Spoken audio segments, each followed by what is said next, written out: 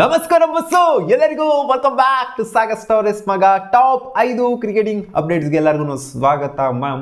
ಮೊದಲನೇ ಅಪ್ಡೇಟು ಒಂಥರ breaking update ಬರ್ತಾ ಇದೆ. ಒಡಿಂದು ಹಸರಂಗನ ಬ್ಯಾನ್ ಮಾಡಿದಾರಂತೆ ಮಗ. IPL ಇಂದ ಅಲ್ಲ, ತಲೆ ಕೆಡ್ಸ್ಕೊಂಡು ಹೋಗ್ಬೇಡಿ. ಇಂಟರ್ನ್ಯಾಷನಲ್ ಫಾರ್ಮೆಟ್ ಇಂದ 2 ಮ್ಯಾಚ್ನ ಬ್ಯಾನ್ ಮಾಡಿದರೆ ICC ಅವ್ರು. ಏನಕ್ಕೆ ಅಂತ ಕೇಳಿದ್ರೆ ಅವ್ರು ಆಲ್ರೆಡಿ ಇವಾಗ 5 ಅಫೆನ್ಸ್ನ ಮಾಡಿಬಿಟ್ಟಿದ್ದಾರೆ. 24 ತಿಂಗಳಲ್ಲಿ ಏನಾದ್ರು 4 ಅಥವಾ 4ಕ್ಕಿಂತ ಜಾಸ್ತಿ ಅಫೆನ್ಸ್ ಏನಾದ್ರು ಮಾಡ್ತು ಅಂತ ಅಂದರೆ ಲೆವೆಲ್ 1 ಅಫೆನ್ಸ್, ಲೆವೆಲ್ 2 ಅಫೆನ್ಸ್ ಅಂತ ನಿಮಗೆ ಗೊತ್ತಿರುತ್ತೆ. ನಾನೇ ಹೇಳಿದ್ದೀನಿ ಸುಮಾರು ಸಲ. ಅಫೆನ್ಸ್ಗಳ ಅಂಡರಲ್ಲಿ ಇವರು ಬುಕ್ ಆಗಿದೆ. 4-5ನೇ ಸಲ ಇವರು ಬುಕ್ ಆಗಿರೋದು.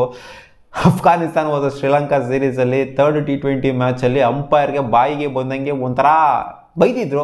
ಅವ್ರು ಮಾಡಿದೆ ಡಬ್ಬಾ ಡಿಸಿಷನ್ ಮಾಡಿದ್ರೆ ಹಂಗೆ ಹಿಂಗೆ ಅಂತೆಲ್ಲ ಚಿಲ್ಚರ್ ಆಡ್ತಾರೆ ಅಂತ ಅದು ಇದು ಅಂತ ಬೈದಿದ್ರು.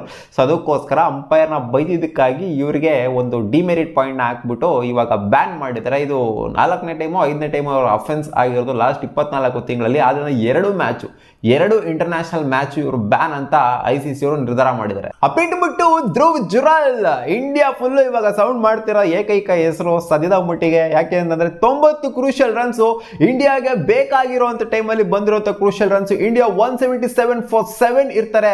ಆ ಟೈಮಲ್ಲಿ ನಂಬರ್ 7 ಅಲ್ಲಿ ಬಂದಂತ ಧ್ರುವ್ ಜುರಾಲ್ ಅಲ್ಲಿಂದ ಕಾಂಟ್ರಿಬ್ಯೂಟ್ ಮಾಡಿ 90 ಕ್ರೂಷಿಯಲ್ ರನ್ಸ್ ಕಾಂಟ್ರಿಬ್ಯೂಟ್ ಮಾಡಿ ಔಟ್ ಆಗಿದ್ದಾರೆ.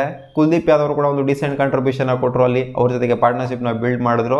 ಸೊ ಇವತ್ತೇನು ಇಂಡಿಯಾ ಅಂತ ಏನು ಹಾವಳಿ ಏನು ಕೊಡಲಿಲ್ಲ, ಬಟ್ ಆದರೂ ಧ್ರುವ್ ಜುರಾಲ್ ಮಸ್ತಾಗಿ ಪರ್ಫಾರ್ಮ್ ಮಾಡಿದ್ರು. ಅವ್ರ ಜೊತೆಗೆ ಯಾರೋ ಒಬ್ರು ನಿಂತ್ಕೊಂಡು ಇನ್ನೊಂದು ಸ್ವಲ್ಪ ಚೆನ್ನಾಗಿ ಆಡಿತ್ತು ಅಂದರೆ ಬಹುಶಃ ಸೆಂಚುರಿನೂ ಚೆನ್ನಾಗಿ ಕಂಪ್ಲೀಟ್ ಮಾಡಿರ್ತಾ ಇದ್ರೇನೋ. ಸೊ ಅವ್ರಿಗೆ 9 ವಿಕೆಟ್ ಡಮಾರ್ ಆಗಿದೆ. ಇನ್ನು ಲಾಸ್ಟ್ ಅಲ್ಲಿ ಸೆಂಚುರಿ ಬೇರೆ ಬೇಕು ಅಂತ ಆಡ್ತಿಲ್ಲ, ಇನ್ನೊಂದು ಸ್ವಲ್ಪ ರನ್ಸ್ ಬೇಕು ಅಂತ ಆಡ್ತಾ ಇದ್ರು. ಬಟ್ ಆ 9 ವಿಕೆಟ್ ಬಿದ್ದಾಗ ಸಿರಾಜಣ್ಣ ಒಂದೆರಡಲ್ಲಿ ಬ್ಯಾಟಿಂಗ್ ಆಡ್ತಾ ಇರ್ಬೇಕಾದ್ರೆ ಇವ್ರು ಔಟ್ ಆಗಿ ಹೋಗ್ಬಿಟ್ರು ಅಂತಂದ್ರೆ ನನ್ನ ಕತೆ ಏನು ಗುರು ಅಂತ ಸೆಂಚುರಿ ಹೊಡೆಯಕ್ಕೆ ಹೋಗೋ ಅಂದರೆ ಒಂದು ಸ್ವಲ್ಪ ಇಂಟೆಂಟ್ ಅಂತೂ ಸ್ವಲ್ಪ ಬದಲಾಗೇ ಆಗುತ್ತೆ. ಭಯ ಅಂತೂ ಇದ್ದೇ ಇರುತ್ತೆ. ಸ್ವಲ್ಪ ಅಗ್ರೆಸಿವ್ ಆಗೋಣ ಅಂತ ಅನ್ಕೊಂತ ಇರ್ತಾರೆ. ಸೊ ಆ ಟೈಮಲ್ಲಿ ಬಿದ್ದಂಥ ವಿಕೆಟು ಒಟ್ಟಿನಲ್ಲಿ ಧ್ರುವ್ ಜುರಾಲ್ 90 ರನ್ಗೆ ಔಟ್ ಆಗಿದ್ದಾರೆ. Most crucial contribution in this test match ಅಂತ ಹೇಳ್ಬೇಕು ಇವರು. ಬಟ್ ಡಿಸರ್ವಿಂಗ್ ಸೆಂಚುರಿನ ಮಿಸ್ ಮಾಡ್ಕೊಂಡ್ರು unfortunately. Update number 3, Pakistan super league ಅಲ್ಲಿ ಬಾಬರ್ ಆಜಮ್ಗೆ ಜಿಂಬಾಬರ್ ಅಂತ ಒಂದು ಚಾಟ್ಸ್ ಸದ್ದು ಮಾಡ್ತಾ ಇದೆ. ಆ ಸದ್ದು ಮಾಡ್ತಾ ಇದ್ದಂಗೆ ಬಾಬರ್ ಆಜಮ್ ಅವರ ಕಿವಿಗೆ ಈ ಚಾಟ್ಸ್ ಜಿಂಬಾಬರ್ ಅನ್ನೋ ಚಾಟ್ಸ್ ಬೀಳ್ತಾ ಇದ್ದಂಗೆ ಬಾಬರ್ ಆಜಮ್ ಅವರು ರೊಚ್ಚಿಗೆ ಎದ್ದಿ ಅವರ ಫ್ಯಾನ್ಸ್ಗಳ ಎಗೇನ್ಸ್ಟ್ ಬಾಯಿಗೆ ಬಂದಾಗ ಅಲ್ಲಿಂದ ಬೈಯಕ್ಕೆ ಸ್ಟಾರ್ಟ್ ಮಾಡಿಬಿಟ್ರು. ಜಿಂಬಾಬರ್ ಅಂದ್ರೆ ಏನು ಅಂತ ಕೇಳ್ತೀರ ಸ್ವಲ್ಪ ಜನ. ಜಿಂಬಾಬರ್ ಅಂದ್ರೆ ಜಿಂಬಾಬ್ವೆ ಮೇಲೆ ಹಾವಳಿ ಇಕ್ಕೋ ಅಂತ ಬಾಬರ್ ಆಜಮ್. ಬರೀ ಜಿಂಬಾಬ್ವೆ ಮೇಲೆ ಮಾತ್ರ ಇನ್ನು ಹಾವಳಿ ಗುರು ಅಂತ ಅಲ್ಲಿ ಫ್ಯಾನ್ಸ್ಗಳು ಕ್ರಿಟಿಸೈಸ್ ಮಾಡಿದ್ರು. ಸ್ವತಃ ಪಾಕಿಸ್ತಾನಿ ಫ್ಯಾನ್ಸ್ಗಳೇ ಕ್ರಿಟಿಸೈಸ್ ಮಾಡ್ತಾ ಇರ್ಬೇಕಾದ್ರೆ ಇಂಡಿಯನ್ ಫ್ಯಾನ್ಸ್ಗಳು ಕ್ರಿಟಿಸೈಸ್ ಮಾಡೋದ್ರಲ್ಲಿ, ಇಂಡಿಯನ್ ಫ್ಯಾನ್ಸ್ಗಳು ಮಾತಾಡೋದ್ರಲ್ಲಿ ಅರ್ಥ ಇದೆ ಅಂತ ಅನ್ಸುತ್ತೆ ಜಿಂಬಾಬರ್ ಅಂತ ಅವರೇ ಹೆಸರು ಕೊಟ್ಬಿಟ್ಟಿದ್ದಾರೆ. ಅಪ್ಡೇಟ್ ನಂಬರ್ 4, ನಮ್ಮ ಆಶಾಕ ಮ್ಯಾಚ್ ನ ನಮಗೆ ತಗ್ಲಾಕ್ಸ್ಬಿಟ್ರೋಗರು. ಎಲ್ಲ ಹೋಗ್ತಿದ್ದಂತ ಮ್ಯಾಚ್ ನ ಎಳ್ಕೊಂಬಂದು ತಗ್ಲಾಕ್ಸಿದ್ ಯಾರು ಅಂತಂದ್ರೆ ಅದು ಆಶಾಕನೇ. 5 ವಿಕೆಟ್ನ ತೆಗೆದು 5 for ತೆಗಿತಾ ಇದ್ದಂಗೆ ಪೋಸ್ಟ್ ಮ್ಯಾಚ್ ಅಲ್ಲಿ ಮೆನ್ಷನ್ ಮಾಡಿದ್ದಾರೆ, ನನಗೆ 5 for ತೆಗೆದಿದ್ದು ಅಷ್ಟೊಂದೇ ನನಗೆ ಏನೋ ತಲೆಯಲ್ಲಿ ಏನೋ ಕಿರೀಟ ಬಂದ್ಬಿಟ್ಟಿದೆ ಅನ್ನೋ ಥರ ಏನು ಫೀಲ್ ಇಲ್ಲ. ನನಗೆ ಮ್ಯಾಚ್ ಫಸ್ಟ್ ಆಲ್ ಗೆಲ್ಲಬೇಕಾಗಿತ್ತು. ನಾನು 5 for ತೆಗೆದಿದ್ರು ಕೂಡ ಅಂದರೆ ಏನಾದ್ರು ಇನ್ ಕೇಸ್ ಮ್ಯಾಚ್ ಸೋತೋಗ್ಬಿಟ್ಟಿತ್ತು ಅಂತಂದರೆ ಅದು ಲೆಕ್ಕಕ್ಕೆ ಬರ್ತಾ ಇರಲಿಲ್ಲ.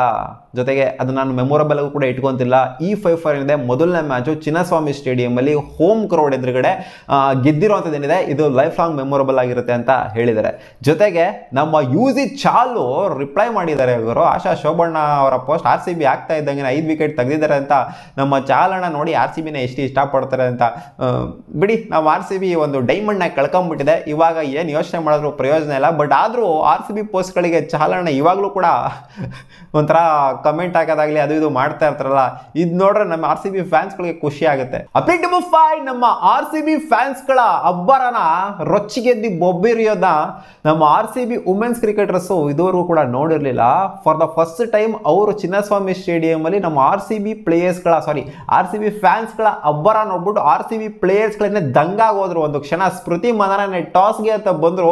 ಯಾವ ರೇಂಜಿಗೆ RCB ಫ್ಯಾನ್ಸ್ಗಳು ಕಿರ್ಚ್ತಾ ಇದ್ರು ಅಂತಾರೆ, ಕೂಗ್ತಾ ಇದ್ರು ಅಂದ್ರೆ ಮೊದಲನೇ ಮ್ಯಾಚ್ ವುಮೆನ್ಸ್ ಪ್ರೀಮಿಯರ್ ಲೀಗ್ ನಡೀತಾ ಇದೆ. ಸೊ ನೆನೆ ಎಕ್ಸ್ಪೆಕ್ಟೇಷನ್ ಅಷ್ಟೊಂದು ಇರಲಿಲ್ಲ, ಏನು ಕ್ರೌಡ್ ಜಾಸ್ತಿ ಬರ್ತಾರೆ ಜೊತೆಗೆ ಇಷ್ಟೊಂದೆಲ್ಲ ಸೌಂಡ್ ಮಾಡ್ತಾರೆ ಎಕ್ಸ್ಪೆಕ್ಟೇಷನ್ ಇಲ್ಲ. ಬಟ್ ಆದ್ರೆ ಮೆನ್ಸ್ ಇಂಡಿಯನ್ ಪ್ರೀಮಿಯರ್ ಲೀಗಿಗೆ ಬಂದಂಗೆ RCBಗೆ ನಾರ್ಮಲ್ ಮೆನ್ಸ್ ಟೀಮ್ಗೆ ಹೆಂಗ್ ಸಪೋರ್ಟ್ ಬರುತ್ತೋ ಅದೇ ತರ ಸಪೋರ್ಟು. ಎಷ್ಟು ಹೆಂಗೆ ಕಿರ್ಚಿದ್ರು ರಜಿ ಟಾಸ್ ಮಾಡ್ಬೇಕಾದ್ರೆ ಸಿಕ್ಕಾಪಟ್ಟೆ ವೈರಲ್ ಆಯಿತು. ಸ್ಮೃತಿ ಮಂದನ ಮಾತೇ ಬರ್ತಾ ಇರಲಿಲ್ಲ ಅಲ್ಲಿ, ಅವ್ರು ಕಿರ್ಚ್ತಾ ಇದ್ದಿದ್ದು ಸೌಂಡಿಗೆ ಒಂಥರ ಸ್ಟಂಡ್ ಆಗಿ ಹೋಗ್ಬಿಟ್ಟಿದ್ರು ಒಂದು ಕ್ಷಣ. ಸೊ ಎಲಿಸ್ ಪೆರಿ ಅವರು ಕೂಡ ಅದನ್ನೇ ಹೇಳಿದ್ರು. ಎಲಿಸ್ ಪೆರಿ ಅಲ್ಲ, ಇನ್ಫ್ಯಾಕ್ಟ್ ಎಲ್ಲರೂ ಕೂಡ ಮಾತಾಡಿದ್ರು. ನಾವು ಕೂಡ ಸ್ಟನ್ ಆಗಿ ಹೋಗ್ಬಿಟ್ಟಿದ್ವಿ RCB ಫ್ಯಾನ್ಸ್ಗಳ ಈ ಒಂದು ಸಪೋರ್ಟ್ ಇಂದ. ನಮ್ಗೆ ಇನ್ಫ್ಯಾಕ್ಟ್ ಇನ್ನೂ ಒಂದು 20-30 ರನ್ ಎಕ್ಸ್ಟ್ರಾ ಬಂದಂಗಿತ್ತು ಅನ್ನೋ ಥರ ಒಂದು ಸ್ಟೇಟ್ಮೆಂಟ್ ಆಗಿ ಕೊಟ್ಟಿದ್ದಾರೆ. ಸೊ ಇದಿಷ್ಟು ಆಗಿತ್ತು ಮಗ ಟಾಪ್ 5 ಕ್ರಿಕೆಟಿಂಗ್ ಅಪ್ಡೇಟ್ಸು. ನಿಮ್ಗೆ ಏನಾದ್ರು ವಿಡಿಯೋ ಇಷ್ಟ ಆಗಿದ್ರೆ ಒಂದು ಲೈಕ್ ಮಾಡಿ, ನಮ್ಮ ಯೂಟ್ಯೂಬ್ ಚಾನಲ್ ಸಬ್ಸ್ಕ್ರೈಬ್ ಆಗಿದ್ರೆ ಸಬ್ಸ್ಕ್ರೈಬ್ ಕೂಡ ಆಗ್ಬೋದು. ಬಾಯ್.